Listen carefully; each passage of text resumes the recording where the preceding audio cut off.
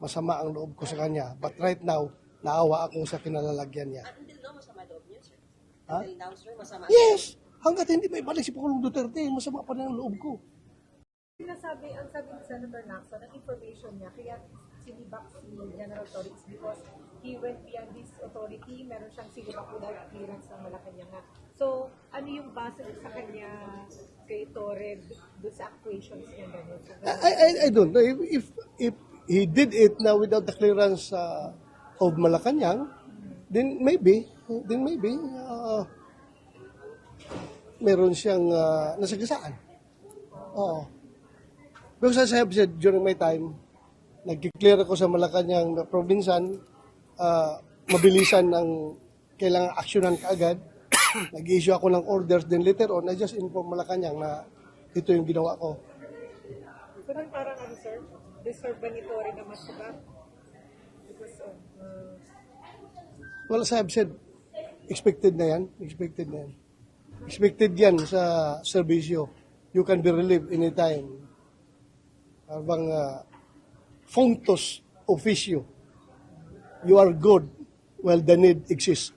Pero sir, sabi niya, nag-meeting daw kayo na nagpunta siya dito. Ano yung napag-usapan niya, sir? Nag-meeting daw kayong dalawa. Pumunta sa opisina. Ano po yung sinabi niya? Wala lang, I just give him my piece of advice as former chief PNP. Yun lang sinabi ko sa kanya. Pag relief, Sen, wala na yung benefits, Ha? tsaka retirement, wala. Pag gano'n, relief. Andyan pa rin. Andyan, relief is just routine function ng organization yan. Kahit na you are relief for cause, if you are not facing administrative or criminal cases, then andyan lahat ng yung mga benefits mo. But in this case, is very unique because he still has more than 1 year to go before his mandatory retirement age of 56. So nasa kanya yan. If he doesn't give up his rank, his 4-star rank, ay pwedeng ang chief PNP or yung magiging acting chief PNP is will be holding a 3-star rank only. Because andyan pa yung hindi pa retired yung 4-star rank holder. Because according to the law, there should be only one 4-star rank in the Philippine National Police and that is the chief PNP. Ngayon na siya ang chief PNP, siya binigyan ng 4-star rank, hindi pwedeng magkakaroon ng 2 4-star. So pa-retire muna siya bago ma-4-star yung i-appoint na bagong chief PNP. What happens to Torre after the relief, sir? Ano na siya? Si Torre, after the relief? He can be assigned with the office of the chief PNP in a floating status. Yung floating status, parang for accounting purposes, dyan ka lang sa office of the chief PNP kasi you are still receiving salaries and remuneration from the government. So kailangan ma-account ka and in order for you to be accounted for, you have to stay with the office of the chief PNP. Until nire-retire pala. Ha? Hanggang mag-retire. Hanggang mag-retire siya. Because kung pipilitin mo siyang mag-retire, that would be against the law. Kung siya voluntaryo na mag-retire because feeling niya, naawa siya kay General Nartates or whoever is the next or the incoming chief PNP, maawa siya na hindi makuha yung 4-star, di na sa kanya na rin yan. Mag-retire siya voluntarily. Pero hanggat hindi siya mag-retire, nasa kanya ang 4-star rank, hindi talaga pwede magkakaroon ng 2 4-star sa PNP. Without reaching the age. Ha? Pwede ba retire without reaching your age? Yes. Meron namang yung optional retirement. We call that optional retirement before mandatory age of retirement. Optional. You can resign anytime. Sir, what happens to the morale of PNP given this situation po? Hindi ko ba makaka-apekto sa moral niya? I don't know. What's the prevailing sentiment ng mga membro ng Philippine National Police. Sa ngayon, hindi pa sinasabi, hindi pa klaro, sir, kung ano talagang dahilan eh. So, pero sa inyo po ba, dapat sabihin para klaro sa lahat, hindi maka-apekto sa moral ng mga police? As I have said, sanay na ang PNP na tumanggap sa mga orders gaming from Malacanang. Hindi yan sila didemand ng explanation. The PNP just follow orders, obey first before you complain. So hindi magko-complain, talagang magsusunod yan dahil professional naman yan eh. Orders, legitimate orders naman yung nanggagaling sa Malacanang na palitan ang si PNP. So the PNP as an organization, sanay na yan mag-adapt at talagang susunod at susunod yan. So kahit na hindi sabihin ng Presidente ang dahilan sa pagsibak, No? kahit hindi sabihin ng Presidente o ng Malacanang yung reason ng pagsibak kay General Torres. Well, prerogative na yan ng Pangulo kung magbigay siya ng rason. Otherwise, pwede naman niya sabihin na that is regular rotation of officers. Pwede naman sabihin gano'n. Gusto niyang palitan.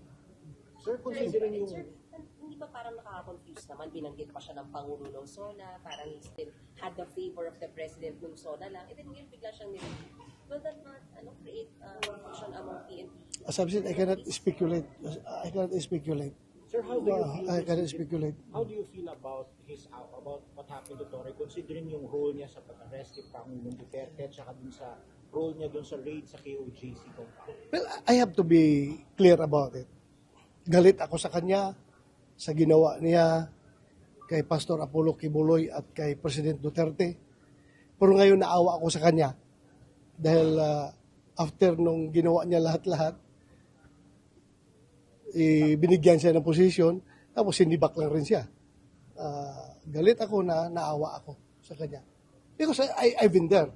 What if ako ang nandyan, nakaupo, at sinunod ko lahat ng orders ng nagbibigay ng orders sa akin. Lahat-lahat na ginawa ko.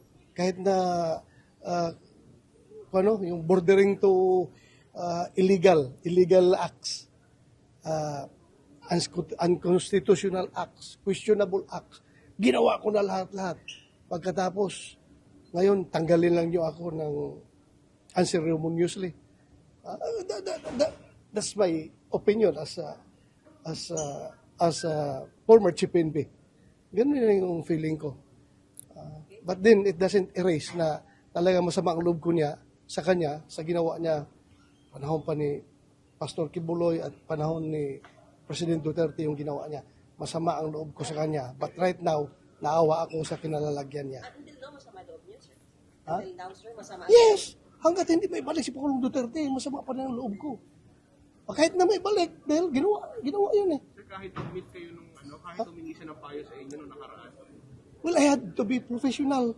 I am the chairman of the Senate Committee on Public Order and Dangerous Drugs. I have the oversight function over the law enforcement community. And the PNP is greatly a part of it. So I have to be civil and to be professional. Kung kaharap ko sila, kahit nagalit ako, masama ang loob ko, I have to deal with him professionally. Action ko kay pagkakatanggal kay Chief Torres. Well, I think all of us were caught surprised about it.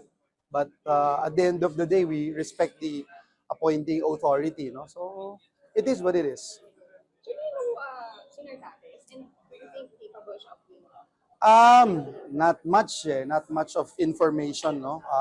But again, at the end of the day, we respect the appointing authority. It's just, for me, it was kind of weird also to realize na, di ba, 4-star relieved, tapos yung papalit, 3-star. For me, that was kind of weird, but then after a while, I realized it's not the first time that it had happened. No? It happened before, so may precedent pa lang. Sir, on flood control, okay na. Sure. Right. Tawag dito, yung kay Congressman De Business, ano lang ang reaction na the district engineer had to bribe a congressman? Well, ako, ang position ko has been consistent. Kailangan parusahan ang dapat parusahan para hindi tularan. At hindi lang dito sa Batangas, sa 4 na sulok ng bansa, hindi po pwede na itong mga gawain na ganito ay hindi maparusahan. We have been calling for this for the past 3 years. 3 years. 3 years na po natin itong kinakalampag. But unfortunately, the past 3 years, wala hong nangyari. And I have been saying that. So I am praying and hoping this time around may mangyari po because I will also not be surprised kung wala na namang mangyayari. Nakakalungkot po. Sir, sabi po ni Senator Ping over the weekend, baka daw may mga senators na involved din kasi nakakapag-insert din ng budget. Your reaction? Sa akin, wala dapat santuhin kung sino man ang involved dito. Senador, kongresista, etc. But we also look into the facts dapat, no? Merong, katulad nung sa Bulacan na binisita ni Presidente, pati yung ghost projects, nasa NEP nasa National Expenditure Program. So it was not even an insertion. But I'm not saying na walang insertion na nangyari. So dapat lahat tignan po yan. And we should be careful about it dahil marami na, no? Maraming mga hakchaw. Unfortunately, alam niyo yan, sa media meron na din. Meron mga vloggers, etc. Napakasakit na ginagamit sila ng mga culprits para magturo ng iba, lituhin, para ma-divert yung attention at hindi ma-focus dun sa mga tunay na salarin. So, open kayo sir, ipatawag sila explorable to mga Lahat po dapat, no, ang importante dito makita natin to holistically at hindi to dapat piecemeal, hindi to dapat targeted lang sa isang lugar kundi talagang at the end of the day masolve yung problema.